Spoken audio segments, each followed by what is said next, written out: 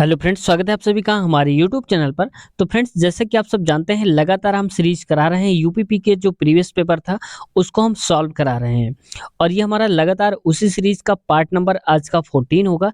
इससे पहले हम 1 से 13 तक के पार्ट अपलोड कर चुके हैं। अगर आप एक साथ देखना चाहते हैं स्टार्टिंग से, तो आपको इसी वीडियो के नीचे लिंक मिल जाएगी पार्ट 1 की। और यह प्रीवियस पेपर बहुत इंपॉर्टेंट हो जाता है।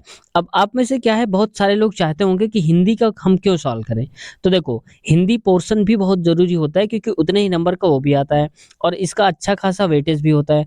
और हिंदी में आप सब जानते हैं कि क्वेश्चन के रिपीट होने के जो चांसेस होते हैं बहुत ज़्यादा ही होते हैं। तो क्वेश्चन अगर रिपीट होते हैं, तो अगर ये पार्ट सारे आप हिंदी वाले देख लेते हैं, तो जब भी क्वेश्चन आएगा आपके सामने, आप आंसर ज़रूर क्लिक कर पाएँगे। आपके दिमाग में ऑप्शन ज़रूर आ जाएगा कि हमने शायद इसको कहीं पर पढ़ा हुआ था। तो फ्रेंड्स, बहुत हेल्प मिलने वाली है आज को इस वीडियो से। अगर चैनल पर नए हैं तो आपसे रिक्वेस्ट है, चैनल को सब्सक्राइब कर लें और बेल आइकन दबाकर चैनल से जुड़ जाएँ, और जिससे कि आपको नोटिफिकेशन वीडियो के टाइम टाइम पर मिलते रहें। आइए शुरुआत करते हैं आज की इस वीडियो की, लेकिन इससे पहले फ्रेंड्स, आपका बहुत-बहुत धन्यवाद। आप सब इतना प्यार और रिस्पेक्ट दे रहे हैं, इसके लिए आपका बहुत-बहुत धन्यवाद। तो फ्रेंड्स, इसमें मैंने शुरुआत से बताया था, अगर कोई कमेंट है, कुछ भी आपके सुझाव हैं, तो आप सुझाव अपने दे सकते हैं। आप सबके सुझाव आमंत्रित हैं, हम उस पर गौर करेंगे और उसका जवाब देने की पूरी कोशिश करेंगे। पहला क्वेश्चन देखो फ्रेंड्स, लिखा हुआ है, रामायण किस भाषा में रचित है? यानी कि रामायण को किस भाषा में लिखा गया है? तो ये लिखा गया है फ्रेंड्स संस्कृत में। ऑप्शन नंबर हो जाएगा सी। अब वाल्मीकि रामायण की बात हो रही है, तो ये लिखा गया है संस्कृत में। अब देखो, रामायण अगर आ जाए तो आप समझना कि पहले ही वाली रामायण की बात कर रहा है, ठीक है? तो संस्कृत में लिखी गई है, ये आप ये समझ लेना। अगला क्वेश्चन में आते हैं। नेक्स्ट क्वेश्चन में यहाँ पर कह रहा है, इसको थोड़ा-सा मैं छोटा कर देता हूँ। इसमें कह रहा है कि वर्ग के द्वितीय व चतुर्थ वर्ण श्वास की मात्रा के आधार पर क्या कहलाते हैं? यानी कि वर्ग का द्वितीय और चतुर्थ वर्ण जो होता है, यानी कि द्वितीय मतलब जैसे मान लो मैं लिख देता हूँ का, खा, गा और घा। तो द्वितीय मतलब ये वाला और चतुर्थ मतलब ये वाला। ये मतलब चा छा छा भी आएगा तो इसी के अंदर आ जाएगा, ये इधर आ जाएगा। तो ये वाला और ये वाला, इनको हम क्या बोलते हैं? तो फ्रेंड्स, इनको हम बोल देते हैं यहाँ पर महाप्राण। तो ये होता है महाप्राण होता है राइट आंसर। क्यों? क्योंकि जैसे मान लो का, खा, ग लिखा हुआ है, तो पहले वाले जो होते हैं वो होते हैं अल्पप्राण और दूसरा वाला होता है महाप्राण, फिर अगला होता है अल्पप्राण और इसके आगे वाला होता है महाप्राण। ऐसे करके ये टर्न चलता रहता है, तो आपको याद रखना है, ठीक है? अगला क्वेश्चन में आते हैं। नेक्स्ट क्वेश्चन कह रहा है कि रिक्शा किस भाषा का शब्द है? जो रिक्शा है वो किस भाषा का शब्द है? तो ये है फ्रेंड्स जापानी भाषा का। ऑप्शन नंबर हमारा ए राइट आंसर हो जाएगा। अब देखो, ये कौन से वर्ड होते हैं, अगर इन वर्ड को कभी भी हमने नहीं पढ़ा होगा तो हम तुक्का लगाकर नहीं कर पाएंगे। और ऐसे क्वेश्चन अगर आपने एक बार पढ़ लिया, मान लो कि रिक्शा किस भाषा का शब्द है, अब आपके दिमाग में हो गया, अब आपको याद हो गया कि जापानी लगाना है, और अगर अगली बार ट्रिक आएगा तो आप आसानी से टिक कर देंगे उसको। तो ये फायदा भी होगा आपको। अगला क्वेश्चन देखो, इसमें कह रहा है अशुद्ध वर्तनी युक्त शब्द का चयन करना है। मतलब कौन सा है जो गलत तरीके से यहाँ पर वर्तनी है उसकी लिखा गया है। अशुद्ध वर्तनी युक्त शब्द का हमें चयन करना है, उसको बताना है। तो ये हो जाएगा बारात। तो ऑप्शन नंबर इसका भी राइट आंसर हो जाएगा बारात। तो ये लिखा है बारात। दारोगा है, तो ये दारोगा में देखो फ्रेंड्स, यहाँ पर जो लिखा हुआ है, तो फ्रेंड्स जानते ही हैं इसको क्या कहते हैं। ये बारात नहीं होता है, बारात, इसमें मात्रा नहीं होता, इसको हम बारात बोलते हैं, ठीक है? जबकि शुद्ध भाषा में ये होता है बारात, ठीक है? अब आते हैं नेक्स्ट क्वेश्चन फ्रेंड्स। अगला क्वेश्चन है हमारा 405 नंबर का। इसमें कह रहा है त्रुटिपूर्ण विलोम शब्द युग्म की पहचान करो। यानी कि शब्द लिखा है और उसका अपोजिट यानी कि विलोम लिखा है, बताना है इसमें से कौन गलत तरीके से लिखा गया है। तो फ्रेंड्स, इसका हो जाएगा यहाँ पर संकीर्ण, और संकीर्ण का जो आद्र लिखा गया है वो यहाँ पर गलत है, ठीक है? तो ये यहाँ पर, क्योंकि अनुग्रह का विग्रह होता है, निद्रा का अनिद्रा होता है, श्रोता का वक्ता होता है, लेकिन संकीर्ण का जो आर्द्र है वो नहीं होना चाहिए था, ठीक है? तो ऑप्शन हमारा क्या हो जाएगा, सी वाला राइट आंसर हो जाएगा। नेक्स्ट क्वेश्चन की बात करते हैं। अगला 406 नंबर। इसमें कह रहा है 406 नंबर पे, इनमें से कौन एक सरिता का पर्यायवाची नहीं है? अब देखो, यहाँ पर कहा गया है कि सरिता। अब सरिता का अगर आपको मतलब पता होगा तो काफी हद तक आप कर ले जाएंगे। अब देखो, सरिता के बारे में बात कर रहे हैं, तो इसका जो बोला जा रहा है पर्यायवाची नहीं है, तो ये है थगा जो लिखा हुआ है, ये इसका पर्यायवाची नहीं है। बाकी तटीनी, निम्ना, तरंगिणी, सरिता मतलब नदी होता है, नदी, सरिता, नद, तटीनी ऐसे करके बोलते हैं। तो इसमें त्रिप धागा जो लिखा हुआ है ये गलत है, ये इसका पर्यायवाची नहीं है और हमें यही बताना था, तो ऑप्शन बी राइट आंसर हो जाएगा। नेक्स्ट क्वेश्चन की बात करते हैं 407 नंबर। 4-7 नंबर पे कह रहा है तद्भव तत्सम की दृष्टि से कौन सा त्रुटिपूर्ण युग्म है। यानी कि तद्भव और तत्सम लिखा हुआ है, तद्भव और तत्सम कौन सा गलत तरीके से लिखा हुआ है। तो इसमें से देखो फ्रेंड्स क्या हो जाएगा, जहां पर लिखा हुआ है सूची और सुई लिखा हुआ है, तो सूची और सुई लिखा हुआ है, तो ये इसका गलत है, तद्भव और तत्सम। नेक्स्ट क्वेश्चन में आते हैं। अगला क्वेश्चन है 408 नंबर और इसमें कह रहा है फ्रेंड्स निम्नलिखित में से कौन सा एक निश्चयवाचक सर्वनाम नहीं है। यानी कि निश्चयवाचक सर्वनाम कौन सा नहीं है। अब देखो यहाँ पर क्या कर दिया है कि हर बार दे रहा है, 2-3 क्वेश्चन जो हमने ऊपर के भी किए उसमें नहीं है दिया है। नहीं का मतलब आपको सारे आने चाहिए, तब आप पता कर पाएंगे कौन सा नहीं है, तो ऐसे क्वेश्चन करता है। इसको थोड़ा टफ बनाने की कोशिश करे है, लेकिन आपको घबराना नहीं। इसका राइट आंसर हो जाएगा कोई। जैसे अनिश्चयवाचक का मतलब कोई, कोई का मतलब भी फिक्स नहीं। जैसे मान लो कोई आया था, तो कौन आया था पता नहीं हमको। अब यह आया था तो हाँ ये आया था, वह आया था वे आए थे, तो ये बात ठीक है। लेकिन अनिश्चय में क्या आता है, कोई, ठीक है, कोई, कुछ, ठीक है, किसी, तो ये सारे अनिश्चय में आते हैं। अगला में आता है विशेषण पद बताना है, किसमें से विशेषण है कौन सा। तो फ्रेंड्स इसमें विशेषण हो जाएगा विधवा, option number A right answer हो जाएगा। नेक्स्ट क्वेश्चन में आते हैं। अगला है हमारा 410 नंबर का। इस क्वेश्चन में कहा जा रहा है, इसमें 410 नंबर पे निम्नलिखित वाक्य में से किसमें द्विकर्मक क्रिया प्रयुक्त हुई है। यानी कि द्विकर्मक क्रिया कौन से सेंटेंस में है, ये हमें बताना है। तो इसका राइट आंसर हो जाएगा फ्रेंड्स नौकरानी ने आज 2 बजे दोपहर में खाना बनाया। तो इसका राइट आंसर हो जाएगा option number C right answer हो जाएगा। द्विकर्मक क्रिया यहाँ पर दी है, ठीक है। इसमें जबकि बाकी में एक एक दिया, जैसे पिता ने पुस्तक दिया किसको, पुत्र को, तो एक ही ऑब्जेक्ट है। स्वामी ने भोजन दिया किसको, सेवक को, एक ही ऑब्जेक्ट है, मतलब एक ही कर्म है। अगला देखो लक्ष्मण ने राम ने धनुष बाण दिया किसको, लक्ष्मण को दिया। तो सब में एक एक यहाँ पर कर्म दिया है। और जबकि इसमें देखो नौकरानी ने आज 2 बजे खाना बनाया। जैसे मान लो कह दिया कि नौकरानी खाना बनाया, ठीक है, कब, दोपहर में। दोपहर में कितने बजे, 2 बजे। कब, आज। ये सारे के सारे क्या है, ऑब्जेक्ट का काम कर रहे हैं। अगला क्वेश्चन देखो नेक्स्ट दिया है हमारा। अगले क्वेश्चन में अगला कह रहा है कि जो अव्यय पद एक वाक्य का संबंध दूसरे वाक्य से प्रकट करे उसे क्या कहा जाता है। इसको फ्रेंड्स क्या कहते हैं, तो इसको कहते हैं समुच्चय बोधक। यानी कि ऑप्शन नंबर हो जाएगा इसका सी राइट आंसर। समुच्चय बोधक शब्द होते हैं, ठीक है। अगला क्वेश्चन देखो, इसको थोड़ा सा मैं छोटा कर देता हूँ। इसमें क्या है कि वन वर्ड वाक्यांश के लिए एक शब्द जिसको आप बोलते हैं वही होता है। वह स्त्री जिसके पति ने दूसरी शादी कर ली हो, वाक्यांश के लिए एक शब्द कौन सा है। यानी कि कौन सी स्त्री, वह स्त्री जिसके पति ने कोई और शादी कर ली हो, दूसरी शादी, उसको हम क्या बोलते हैं। तो उसको फ्रेंड्स यहाँ पर बोलते हैं अद्विधा। ऑप्शन नंबर इसका हो जाएगा बी राइट आंसर। विधवा तो आप जानते ही होंगे, तो अद्विधा इसका राइट आंसर हो जाएगा। परित्यक्ता का मतलब जिसको परित्याग कर दिया गया हो वो होता है, तो ये तो होगा नहीं, तो अद्विधा इसका राइट आंसर हो जाएगा। नेक्स्ट क्वेश्चन में आते हैं। अगला 413 नंबर पे। अब देखो इस पे कह रहा है समध्वनिक भिन्नार्थक शब्दयुक्त तनु और तनु का सही अर्थ क्या है। कुल मिला के ये कह रहा है कि तनु का मतलब क्या है और तनु का मतलब क्या है, इन दोनों का मतलब बताना है। तो फ्रेंड्स इसका जो मतलब है वो हो जाएगा यहाँ पर पुतला। पहले वाले तनु का मतलब होता है पुतला और दूसरे वाले तनु का मतलब क्या होता है, पुत्र। तो ऑप्शन नंबर हो जाए सॉरी पतला है ये, माफ कीजिएगा। तनु का मतलब होता है पतला और तनु का मतलब होता है पुत्र। तो ऑप्शन नंबर हो जाएगा यहाँ पर सी राइट आंसर। नेक्स्ट 414 नंबर पे आते हैं। इसमें कह रहा है भाग्यवान का हल भूत जोतता है। ये भूत नहीं, इसको भूत कर लो आप। भाग्यवान का जो हल है भूत जोतता है, वाच्य कौन सा बताना है। तो इसमें वाच्य है फ्रेंड्स कृतवाच्य। ऑप्शन नंबर हो जाएगा इसका ए, यानी कि एक्टिव वॉइस है। भगवान का हल कौन जोतता है, भूत जोतता है। तो option number A right answer हो जाएगा। नेक्स्ट क्वेश्चन की बात करते हैं 415 नंबर और उस पे कह रहा है वाक्य के जिस भाग में त्रुटि हो उसे चिन्हित कीजिए। कह रहा है कि सेंटेंस में कौन सा है जो कि गलत लिखा हुआ है, कौन सा हिस्सा है उसका। तो इसमें फ्रेंड्स देखते हैं कौन सा गलत है। तो ये है यहाँ पर समय का सदुपयोग। तो समय का सदुपयोग जो है वो गलत लिखा हुआ है, द्वारा मनुष्यता देवता बन जाता है। या समय का सदुपयोग द्वारा नहीं होता, समय के सदुपयोग द्वारा होना चाहिए था। तो समय के सदुपयोग द्वारा मनुष्य देवता बन जाता है।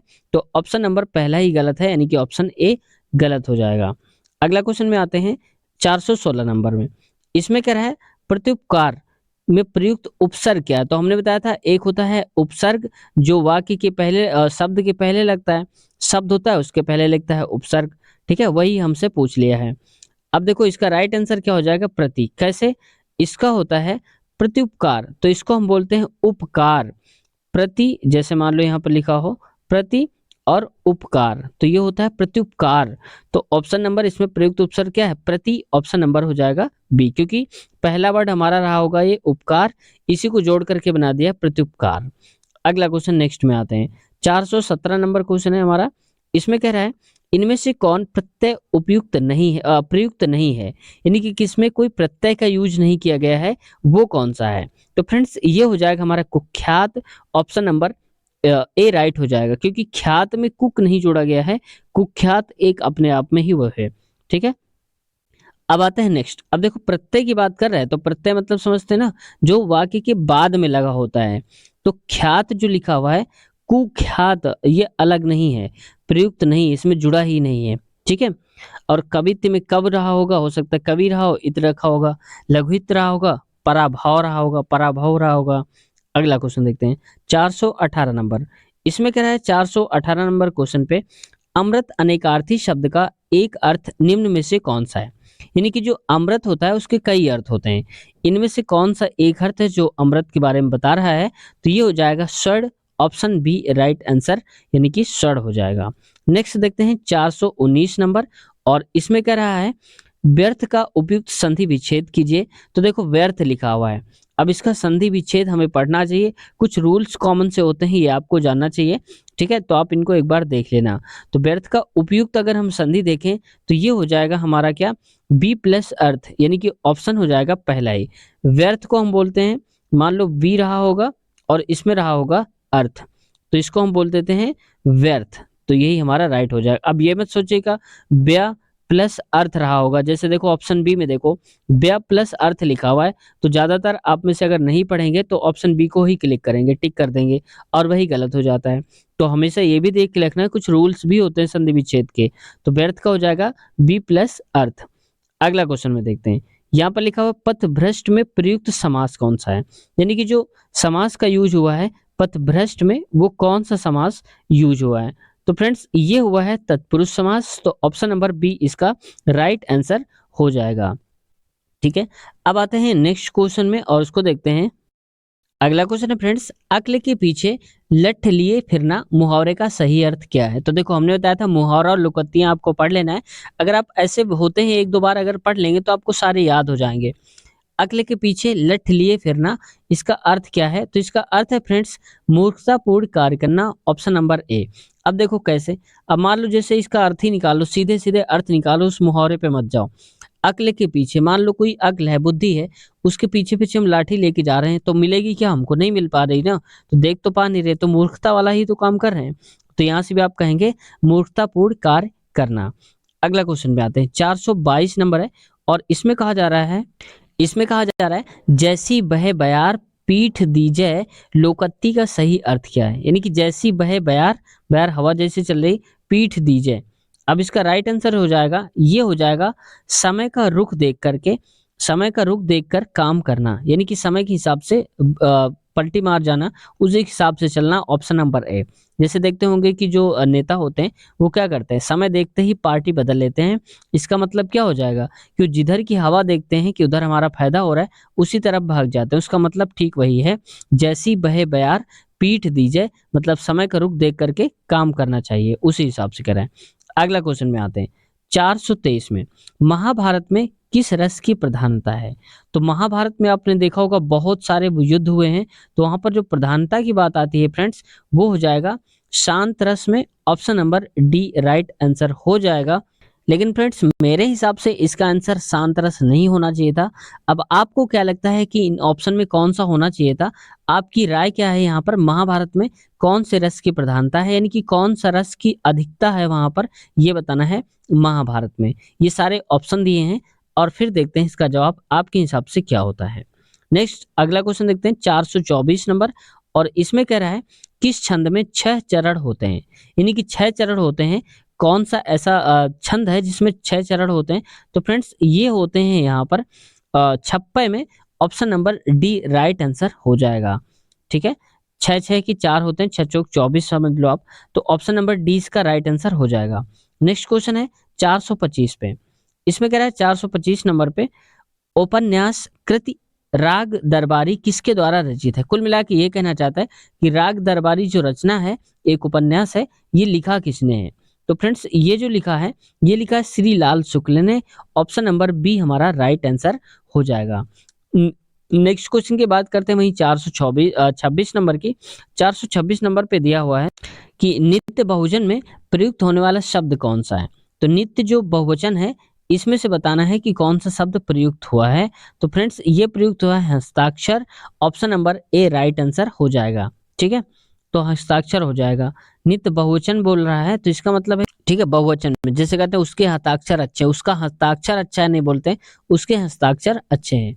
अगला क्वेश्चन में देखते हैं, इसमें से छांटना है पुल्लिंग शब्द कौन सा है, ये बताना है।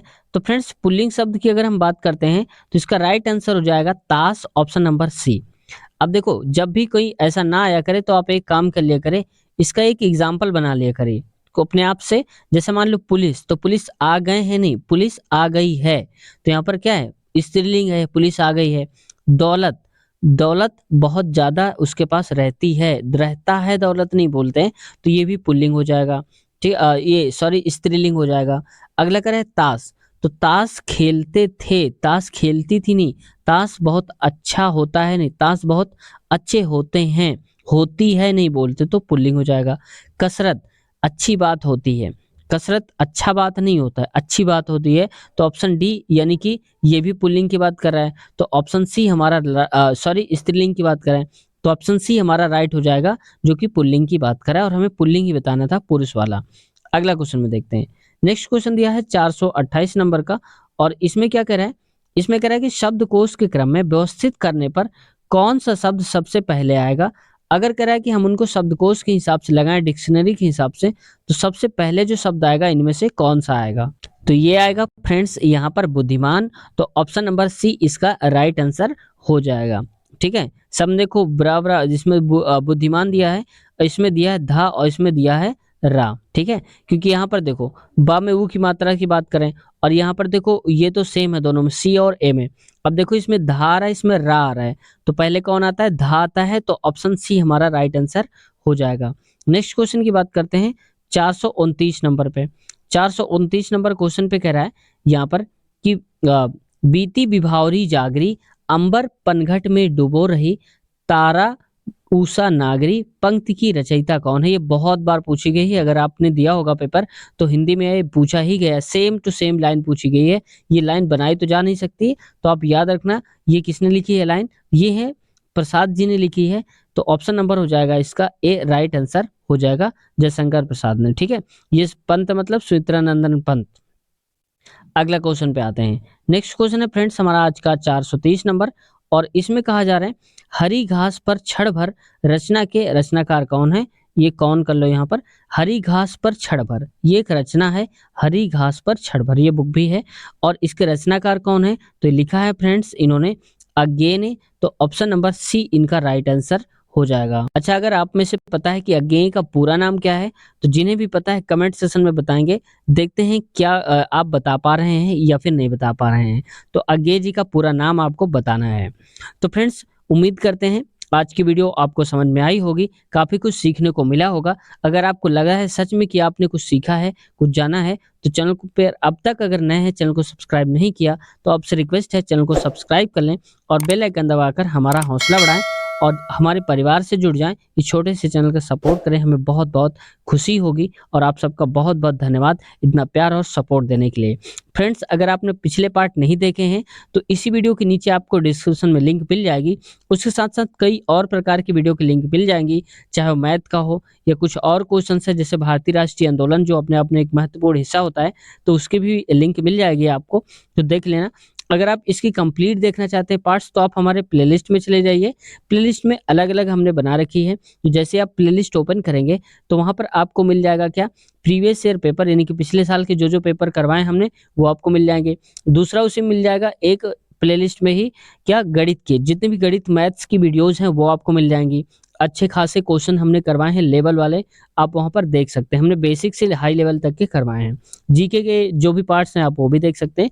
तो आप जैसे ही प्लेलिस्ट खोलेंगे आपको पता चल जाएगा, अलग-अलग टाइप के हमने कैटेगरी वाइज़ डाल दिए हैं वीडियोज़, ठीक है? तो आपको बहुत मेहनत नहीं करनी पड़ेगी, वहाँ से आपको आसानी से मिल जाएगी। तो उम्मीद करते हैं चैनल को सब्सक्राइब कर लिया होगा। मिलते हैं नए वीडियो में, अपनी पढ़ाई जारी रखिए। Take care, bye-bye.